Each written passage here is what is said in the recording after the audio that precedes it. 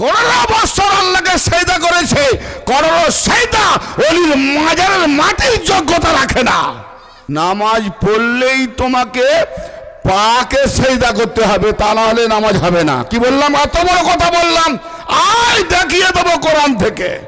অর্থাৎ নবীর সঙ্গে কানেকশন হবে না, নবীর সঙ্গে কানেকশন তো আলীর সঙ্গে কানেকশন। আর যদি আলীকে ছেড়ে দিয়েছে তাহলে এক কথায় 100% জাহান্নামায় যাচ্ছে।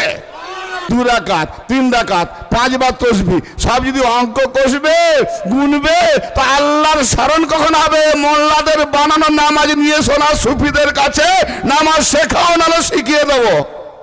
তাহলে কোরআনের বিরুদ্ধে নামাজ। মোল্লা হাদিস দেখাবি না, কোরআন দেখ কি হচ্ছে আজকে নামাজগুলো। আর প্রমাণ না নিয়ে যে আমার বিরুদ্ধে সমালোচনা করবে সে কিন্তু 2 বাপের বেটা। হ্যাঁ, কত বাপের বেটা আল্লাহই জানে।